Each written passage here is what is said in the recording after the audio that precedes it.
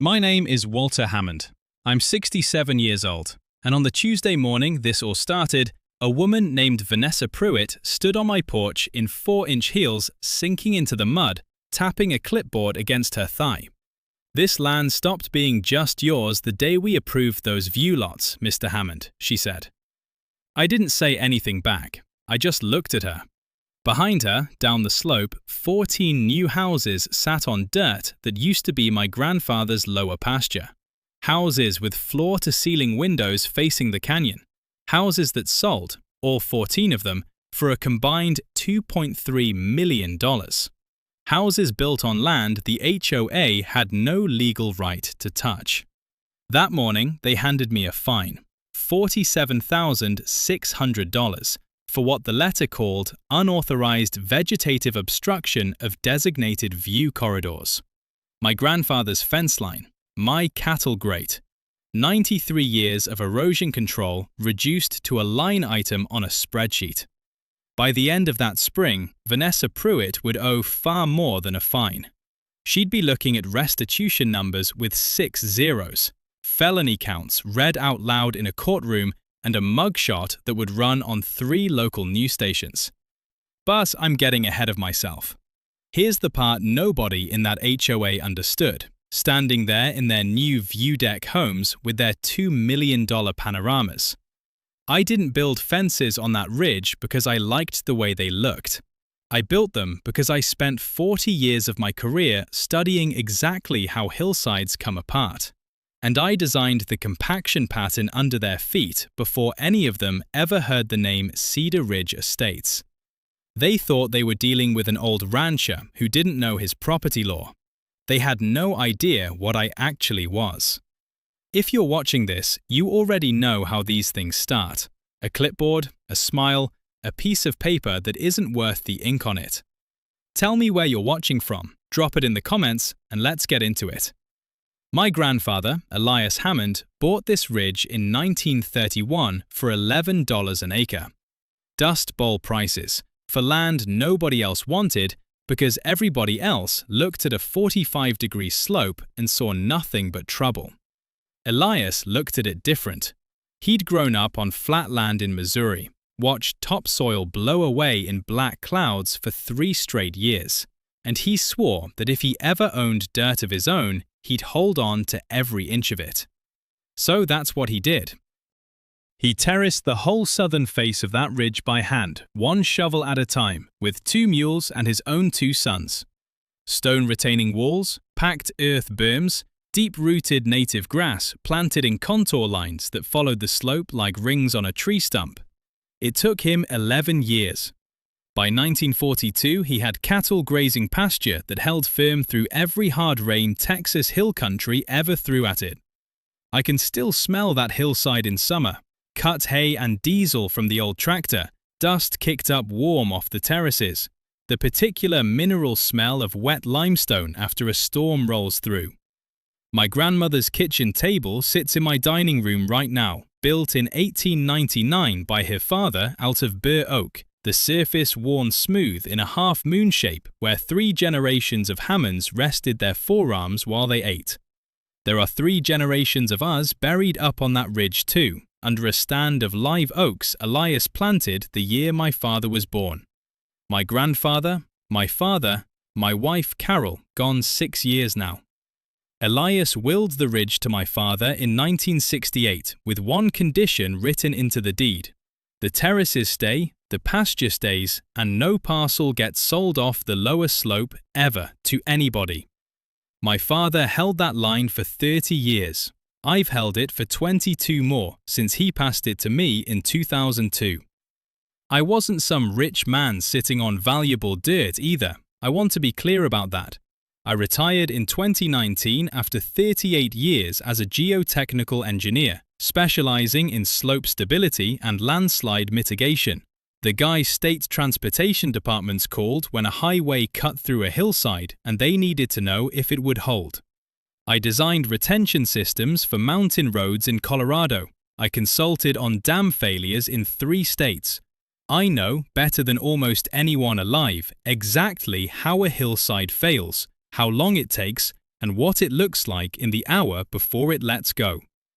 I never told anybody in Cedar Ridge Estates what I used to do for a living. Why would I? To them, I was just the old man on the ridge with the cows and the crumbling fence. That's what made Vanessa Pruitt so comfortable standing on my porch that morning. Vanessa was 54 years old, president of the Cedar Ridge Estates Homeowners Association, and she drove a white Range Rover so clean it looks like it had never touched gravel. She wore a cream-colored blazer that probably cost more than my truck payment, and she carried that clipboard everywhere like it was a badge of office. Her husband ran a title company 2 counties over. Her daughter went to private school on the coast. And 3 years earlier, she'd convinced the HOA board to hire a land use consultant to identify what she called underutilized acreage on the association's southern boundary, which happened to butt right up against my grandfather's lower pasture. I didn't know it yet, standing on that porch with a fine in my hand, but Vanessa Pruitt had already sold 14 view lots carved out of that slope to a shell development company she controlled through her husband's business partner. $2.3 million, run through a corporation with a name designed to look like it belonged to somebody else. I wouldn't learn any of that for another 6 weeks. What I did know that Tuesday morning was this: my grandfather never signed a single covenant with that HOA, not one. And the fine in my hand was worth exactly as much as the paper it was printed on. That was the small shield. I hadn't even reached for the real one yet. I didn't argue with Vanessa on the porch that morning. 40 years in engineering taught me something litigation lawyers charge $400 an hour to explain. The person who talks first in a dispute usually loses the paper trail. So I just nodded, took the fine notice from her outstretched hand, and watched her walk back down my drive in those heels, wobbling on the gravel she'd probably never noticed before. Tuesday, 2:47 p.m. I wrote it down the second she pulled out of sight. Every detail. What she wore, what she said, the exact wording on that fine notice. I photographed the notice front and back, photographed her tire tracks in my mud, photographed the survey stake somebody had driven into the ground 11 feet inside my property line, right where the old boundary fence used to run before the HOA's contractors accidentally pulled it out during the view lot grading. That stake told me everything I needed to know about how far this had already gone. I drove into town that afternoon and pulled my grandfather's original deed from the county recorder's office, the one from 1968, the one with my father's handwriting still legible in the margins, where he'd noted repair dates on the terrace walls. I made 3 certified copies. I mailed one to the HOA's registered agent via certified mail, return receipt requested, along with a letter stating, in plain language, that no covenant, easement, or agreement existed between the Hammond family and Cedar Ridge Estates Homeowners Association regarding the disputed acreage, and that any further trespass, including survey stakes, grading equipment, or contractor vehicles, would be documented and pursued under Texas Penal Code Section 30.05 Criminal Trespass. I mailed the second copy to myself, unopened, so the postmark would sit there sealed as evidence if I ever needed to prove when I'd sent the first. I kept the third on the kitchen table my great-grandfather built, right next to where Carol used to sit. 3 days later, the HOA's lawyer called. A young man, maybe 35, sounding like he'd rather be doing anything else. His name was Roy Castellan, and he told me the board considered my grandfather's fence line to be informally superseded by decades of what he called community understanding about the boundary. There's no such thing as informal supersession in Texas real property law, son, I told him. There's recorded deeds and there's trespass. Pick one. He didn't have an answer for that. I wrote down the call time, 10:14 a.m. Friday. I started a log, a plain composition notebook, the kind you buy for $1.50 at the drugstore, and every single contact with the HOA went into it from that day forward. Time, date, name, what was said, what evidence I collected.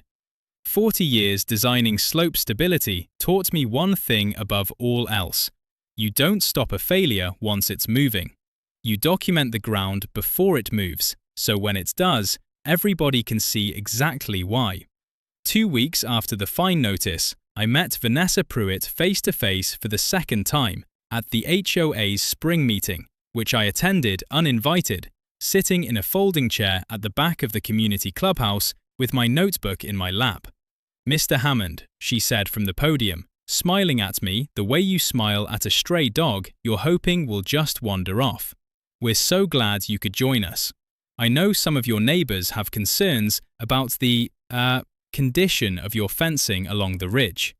A woman 2 rows in front of me turned around, older, maybe 78, oxygen tubing looped over her ears and running down to a small tank on a rolling cart beside her chair. She caught my eye and gave the smallest shake of her head, like she was trying to warn me about something without saying it out loud. Her name, I'd learn later that night, was Ruth Calloway. Widow, Air Force veteran, communications officer, 22 years of service before she retired and settled into a house on the eastern edge of Cedar Ridge Estates with her husband, who'd passed 4 years back.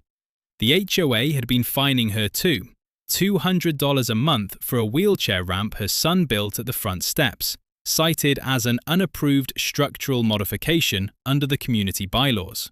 She was on a fixed income. She'd already paid out $1,100 in fines she couldn't afford, rather than fight it.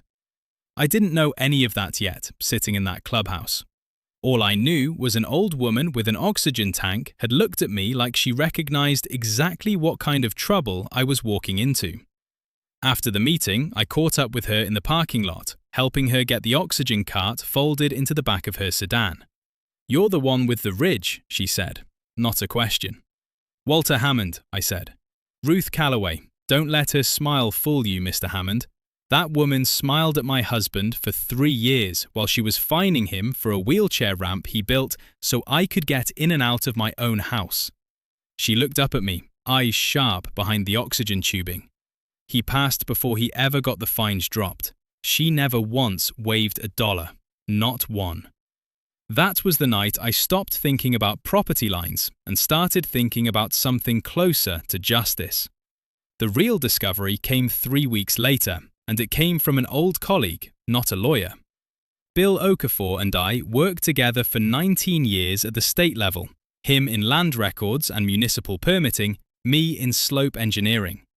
Bill was retired too, living 2 counties over, and when I called him about the Cedar Ridge view lots, just curious I told him, wondering how they'd gotten grading permits on a hillside that steep, he went quiet on the phone for a long moment.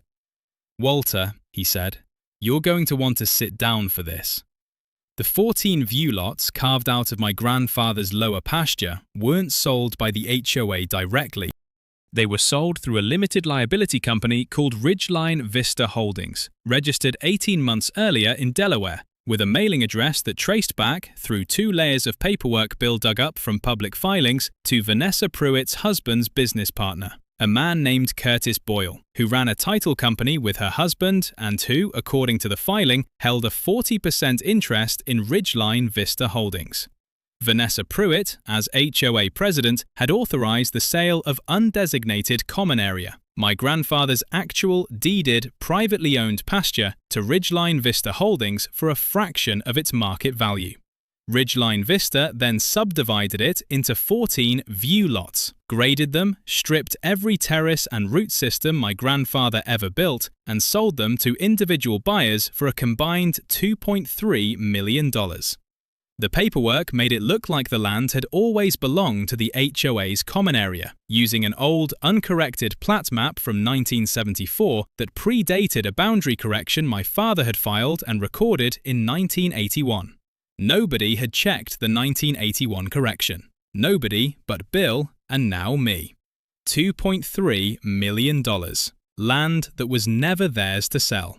And every single one of those 14 houses now sat on graded, destabilized slope that used to be held together by 93 years of terracing and root systems Vanessa Pruitt's contractors had bulldozed flat in 11 days flat back when nobody was paying attention. I sat at my grandmother's kitchen table that night for a long time, just looking at the maps Bill had sent over. Not angry, exactly. Something colder than that. Something closer to the feeling I used to get 30 years back, standing at the base of a slope I'd just finished studying, watching the survey data confirm what my gut already suspected, that the ground was going to move, and it was only ever going to be a question of when. I called Bill back the next morning, before 6, because I hadn't slept much and I knew he'd be up. He answered on the second ring. "You look at the grading permits yet?" he asked. No hello. I did. I had them spread across the kitchen table, weighted down at the corners with coffee mugs so the wind off the porch wouldn't scatter them. Curtis Boyle signed as the applicant, not the HOA, not Vanessa, him.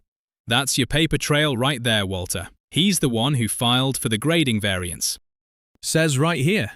I heard him shuffling papers on his end. Slope stabilization improvements for residential development. Stabilization. They stripped the one thing on that hill that was actually stabilizing anything. I didn't say anything for a second.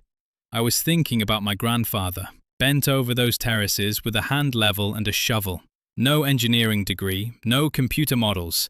Just 11 years of stubborn Missouri common sense telling him that dirt needs something to hold on to, or it goes wherever gravity tells it to go. And here was a title company partner from 2 counties over, calling the destruction of that work stabilization improvements on a government form. "Bill," I said, "how confident are you in that 1981 correction holding up? Recorded, notarized, cross-referenced against your father's original survey. It's not going anywhere.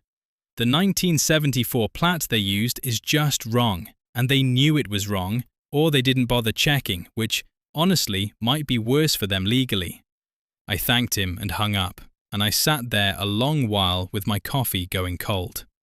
Later that week, I ran into 2 of my new neighbours at the little grocery on Route 9, the Whitfields, a retired couple who'd bought one of the 14 view lots the year before.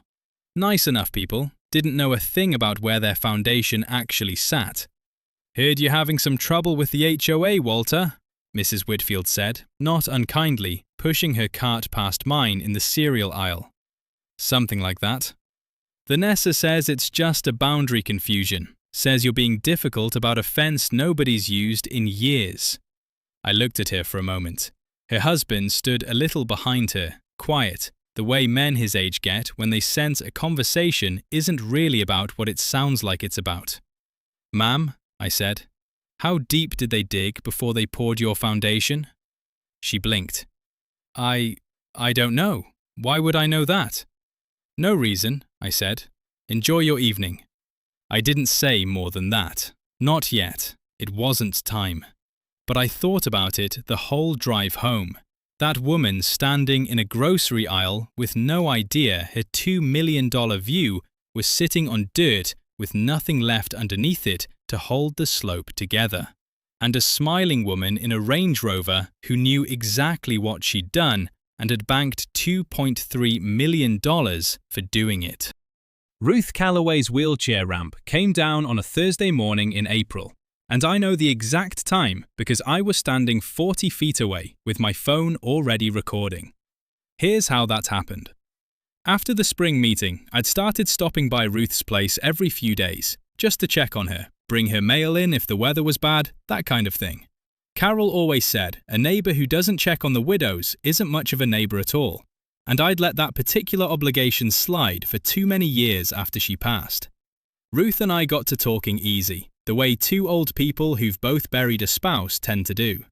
She told me about her husband, Frank, 26 years in the Air Force between the 2 of them, 3 deployments, and a heart that finally gave out 4 years back in the middle of a Tuesday afternoon while he was fixing a gutter. He built that ramp himself, she told me one afternoon, sitting on her porch with her oxygen tank humming beside her. Took him a weekend. Wanted to make sure I could get in and out easy when his knees finally gave and mine weren't far behind. 6 months later, he was gone, and I still had to fight that woman every month over whether I was allowed to keep it. Vanessa Pruitt had been fining Ruth $200 a month for 11 months by the time I started paying attention. $2,200 on a widow's fixed income for a wheelchair ramp that every fair housing statute in the country protects as a reasonable accommodation. I told Ruth as much. Ma'am, under the Fair Housing Act, Section 3604, an HOA cannot fine a resident for a reasonable modification necessary for a disability.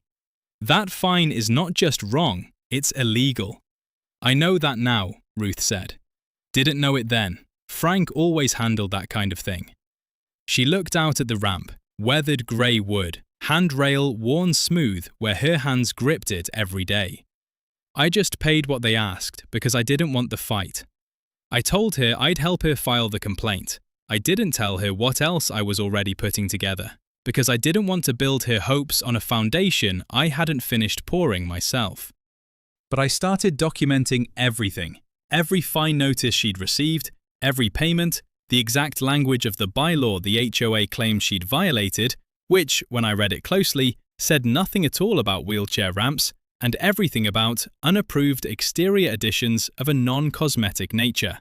Language so vague it wouldn't survive 5 minutes in front of a judge who'd read the Fair Housing Act even once. That Thursday morning, I was up early anyway, walking the fence line at the edge of my property where it bordered Ruth's lot, checking on a section of terrace wall that had shifted slightly after a hard rain 2 nights before. I heard the trucks before I saw them, 2 contractor trucks and a small excavator on a trailer, pulling up in front of Ruth's house at 7:40 a.m. I pulled my phone out and started recording before I even understood what I was looking at. Vanessa Pruitt got out of her Range Rover behind the trucks, clipboard in hand, cream-coloured blazer traded for a slightly more practical navy one, but the heels were the same. She walked up Ruth's driveway like she owned it. Ruth came to the door in her housecoat, oxygen tubing trailing behind her, confusion clear on her face even from 40 feet away. "Mrs. Calloway," Vanessa said, loud enough that my phone picked it up clean. "The board voted last week to remove unauthorized structures pursuant to Violation Notice 114-B. I did try to reach you." "You mailed 1 letter 3 days ago," Ruth said. Her voice shook, but she stood her ground. "I called your office twice. Nobody called back." "The removal is scheduled regardless," Vanessa said. "It's a liability issue for the association, dear. That structure was never approved." That structure was a wheelchair ramp, built by a dead veteran so his wife could leave her own house. I walked closer, phone still recording, close enough now that my own voice would be on the footage. "Mrs. Pruitt," I said, "you understand this ramp constitutes a reasonable accommodation under the Fair Housing Act." She turned, and for just a second I saw something flash across her face, not fear exactly, more like the particular irritation of a woman who's used to nobody in this neighborhood knowing enough to push back. Then the smile came back, practiced, smooth. "Mr. Hammond, this doesn't concern you. This is an HOA enforcement action." "It concerns me because I'm recording it," I said, "and because I've already filed a complaint with HUD on Mrs. Calloway's behalf regarding the fines she's been charged for this exact structure over the past 11 months. That landed. I watched it land. Her jaw tightened, just barely, and she looked at the contractor standing by the excavator, a young guy who clearly hadn't been told anything about disability law when he took this job that morning. "Proceed," she told him. They tore the ramp out in 11 minutes. I have it all on video. The crowbar prying up the deck boards Frank Calloway had cut and sanded himself, the handrail coming off in one piece and getting tossed into the bed of the truck like scrap lumber. Ruth standing in her doorway with a hand pressed against the frame because without that ramp she genuinely could not get down her own front steps. She didn't cry. Ruth Calloway struck me as a woman who'd stopped crying in front of strangers a long time ago, but her hands were shaking on that doorframe, and I got that on camera too, because I understood by then that the footage wasn't just for me. It was for a judge, a jury, and if it came to it, a news camera. I didn't confront Vanessa again that morning. I'd already gotten what I needed. Instead, I drove straight to the county courthouse and filed a formal police report for what I believed constituted a violation of the Fair Housing Act, attached my video, and requested a certified copy of the incident report before I left the building. Then I called a lawyer I'd used twice before for engineering liability work, a woman named Denise Okafor, Bill's cousin, small world in a county this size, who specialized in disability rights and HOA litigation. I sent her the footage that afternoon. "Walter," she said after watching it, "this isn't just a fair housing violation. If she authorized removal of a structure specifically because it served a disabled resident, and she did so without the required accommodation review, that's federal exposure. That's real money in damages, and it's the kind of thing that gets an HOA board personally liable, not just the association." "Good," I said, "because I've got more." I told her about Ridgeline Vista Holdings, about the 1981 boundary correction Bill had found buried in county records, about Curtis Boyle's signature on the grading variance, and the $2.3 million that had moved through a Delaware shell company while 14 homeowners believed they were buying legitimate common area land from a legitimate HOA.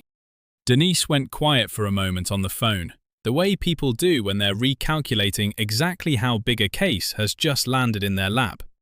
"You understand," she said slowly, "that if what you're describing is accurate, this isn't just civil liability anymore. This is wire fraud, potentially. Securities fraud if they marketed those lots with false representations about title. This is federal." "I understand it," I said. "I've spent 40 years studying how things fail before they actually fail, Denise. I know what a load-bearing structure looks like right before it goes. And I'm telling you, everything under that hillside and everything under that woman's paperwork is the same kind of unstable." While Denise started building the legal case, I started building something else, the thing I hadn't told anybody about yet, not even her. Because underneath all of it, underneath the fraud and the fines and the ramp torn out of a widow's front steps, there was still the plain fact of engineering sitting quietly in my back pocket, waiting for its moment. I drove out to the county permitting office that same week and filed for something I was fully and legally entitled to file for. A permit to remove the last remaining earthen berm on my own property, the one my grandfather built in 1938, the one that ran along the boundary between my upper pasture and the graded slope below where those 14 view homes now sat.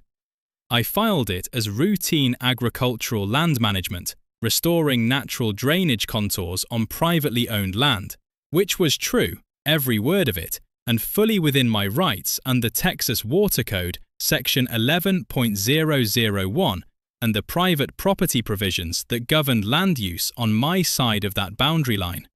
I sent formal written notice to the HOA, certified mail, return receipt requested, informing them of planned earthwork on my property with a specific date. I sent a copy to the county. I sent a copy to Denise. I made sure 3 separate people, a county inspector, my lawyer, and a retired colleague from my engineering days who agreed to come out and document soil conditions as an independent witness, all knew exactly when that berm was coming out and exactly why I had every legal right to remove it. I didn't tell any of them what I already knew about what would happen after.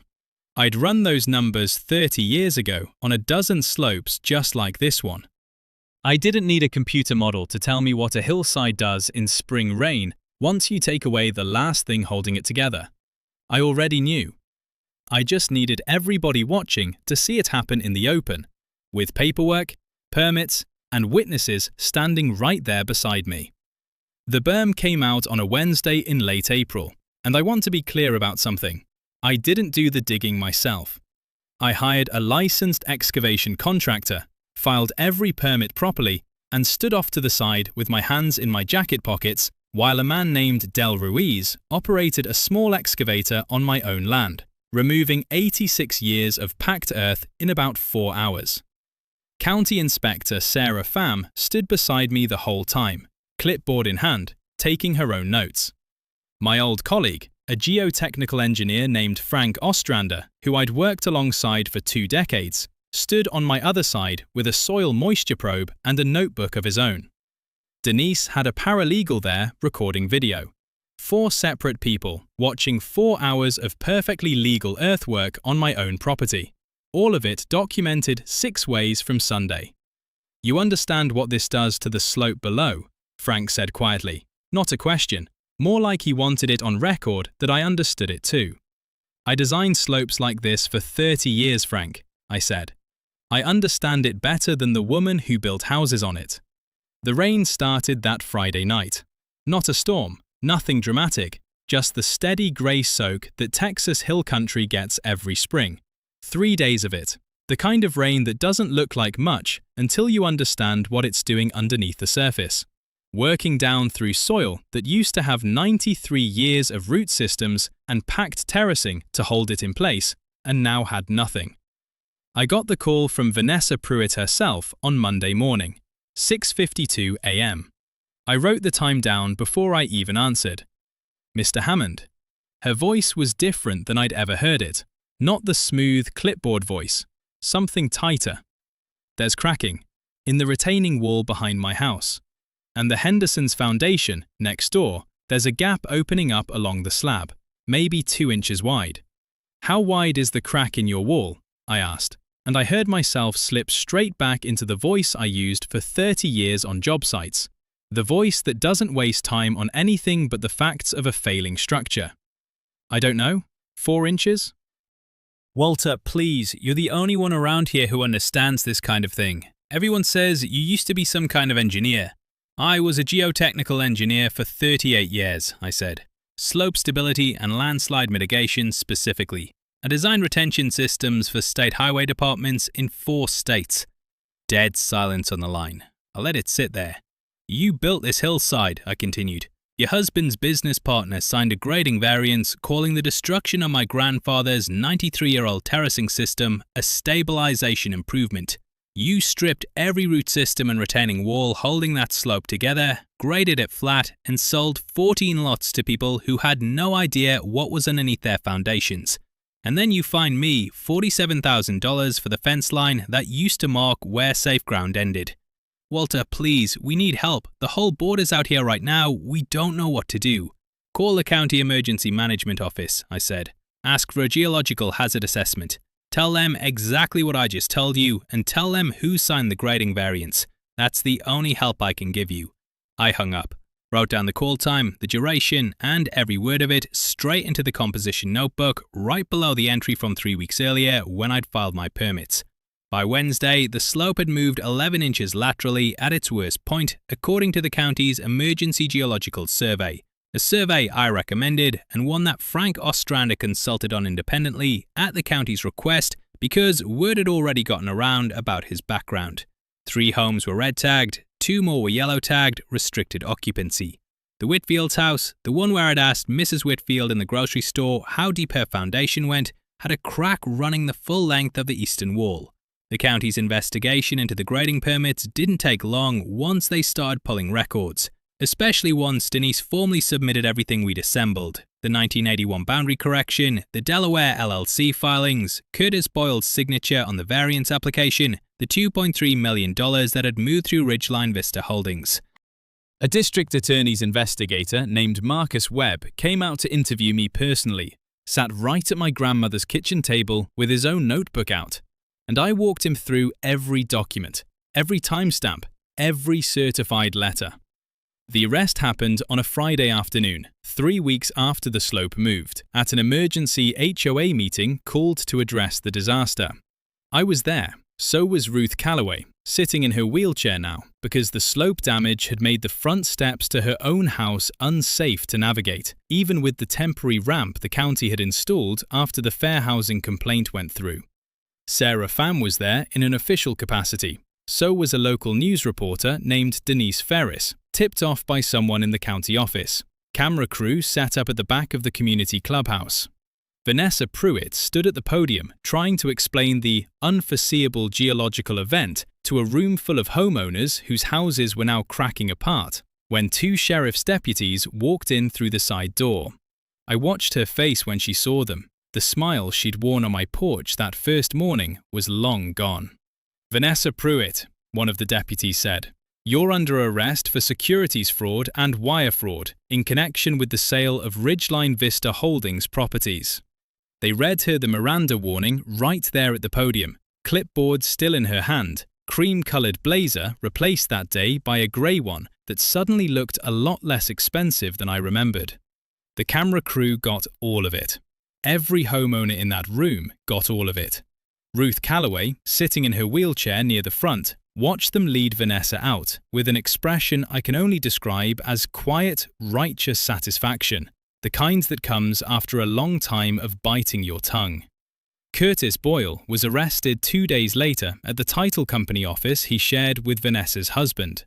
Her husband, Gerald Pruitt, was never charged criminally. Investigators found no evidence he knew about the LLC arrangement, but his title company lost its state license within the year after regulators found separate compliance violations during the investigation.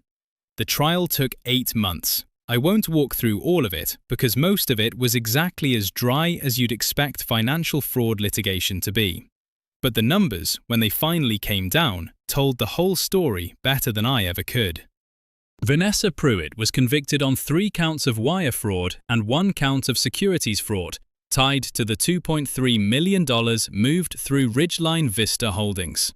She was sentenced to 7 years in federal prison and ordered to pay $2,100,000 in restitution to the 14 homeowners whose properties were now structurally compromised, plus an additional $81,000 to Ruth Calloway for the Fair Housing Act violation, covering the illegal fines, the cost of ramp reconstruction, and damages for the accommodation she was denied.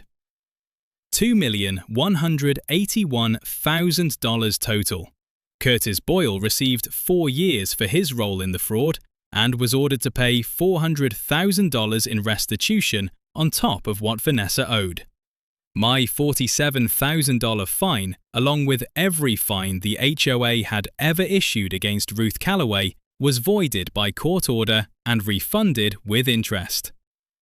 The 14 homeowners on the compromised lots settled separately with the county's Disaster Relief Fund and eventually with Ridgeline Vista's remaining assets, though most ended up selling their damaged homes at a loss, the geological hazard now permanently noted on every future title search for that parcel. I stood at my grandmother's kitchen table the night the verdict came down, running my hand along that worn half-moon groove in the bur oak, thinking about my grandfather with his shovel and his 2 mules, building something that outlasted every clever scheme anybody ever tried to build on top of it. Ruth Calloway became the new president of the Cedar Ridge Estates Homeowners Association, elected unanimously by the remaining residents 6 weeks after Vanessa's arrest. Her first act in office was voting to dissolve every fine ever issued for disability accommodations and to formally apologize in writing to every homeowner the previous board had wronged. I helped her rebuild that ramp myself, better than Frank Calloway's original, wide enough for 2 wheelchairs side by side, with a handrail worn smooth the same way over time that a kitchen table gets worn smooth by 3 generations resting their forearms on it. Here's what most homeowners don't know. An HOA board has no special authority that supersedes recorded property law, no matter how many fines they issue or how confident their president sounds standing on your porch. And here's the second thing. When somebody destroys the foundation under your feet to build something they think looks better, sooner or later they find out exactly what foundations are for. I still walk that ridge most mornings, past 3 generations of graves under the live oaks my grandfather planted, past the terraces that still hold, past the empty scar of graded earth further down that the county has fenced off as a permanent geological hazard zone. Sometimes Ruth comes with me part way, oxygen tank rolling along the packed dirt path. And we don't talk about the case much anymore.